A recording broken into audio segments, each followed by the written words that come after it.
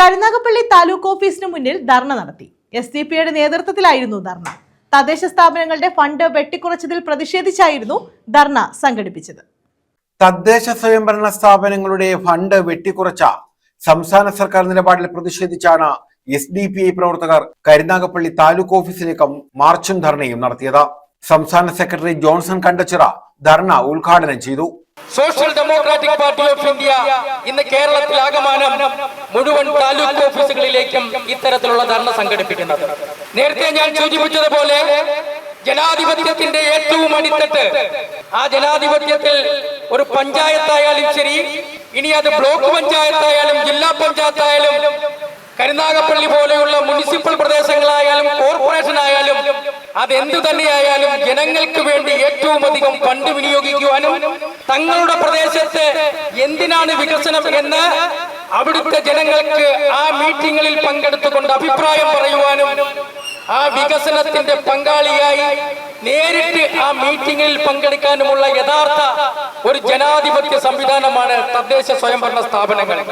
ദൗർഭാഗ്യവശാൽ ഈ തദ്ദേശ സ്വയംഭരണ സ്ഥാപനങ്ങൾ ഇന്ന് ബോധപൂർവം ഫണ്ട് ഒഴിവാക്കി അല്ലെങ്കിൽ വെട്ടിക്കുറച്ചുകൊണ്ട് മറ്റു പല സംവിധാനത്തിലേക്ക് ബോധപൂർവമായി കടക്കുന്ന ഇത്തരം ജനദ്രോഹ നടപടികളെ ചോദ്യം ചെയ്യുക എന്നുള്ളതാണ് കൃത്യമായി ഇത്തരം ധർണയിലൂടെ Social Democratic Party of India ആവശ്യപ്പെടുന്നത്.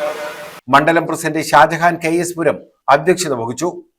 എന്ന ഒരു സമരം മാത്രമാണ് ഇത്തരത്തിൽ ജനങ്ങളുടെ സമ്പത്ത് കൊള്ളയടിക്കാൻ വേണ്ടി അവർക്ക് അവകാശപ്പെട്ട മുഴുവൻ സമ്പത്തിനെയും വകമാറ്റി ചെലവഴിച്ചുകൊണ്ട് പഞ്ചായത്തുകൾക്കും സാധാരണക്കാരനും കിട്ടേണ്ട വിഹിതത്തെ വെട്ടിക്കുറച്ച് ഒരു ജനദ്രോഹ നയം കേരള സർക്കാർ പിൻവലിക്കണമെന്നാണ് ഈ സമരത്തിൽ കൂടി പാർട്ടിക്ക് പറയാനുള്ളത്.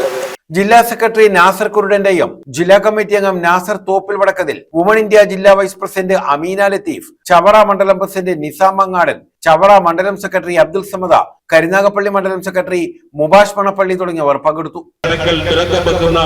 ഒരു സമീപനമാണ് സംസ്ഥാന സർക്കാർ സ്വീകരിച്ചിട്ടുള്ളത്. ത്രിതല പഞ്ചായത്ത് സംവിധാനം നിലവിൽ വന്നത് 1994 ഏപ്രിൽ 23-നാണ്. ആ നിലവിൽ വന്ന ത്രിതല സംവിധാനം അതിന്റെ 73-ാം ഭരണഘടനാ ഭേദഗതി പ്രകാരം നിലവിൽ വന്ന പഞ്ചായത്ത് രാജ് നിയമം പ്രാബല്യത്തിൽ വന്നതോടുകൂടിയാണ് ഈ ത്രിതല സംവിധാനം ഔദ്യോഗികമായി രൂപപ്പെട്ടത്.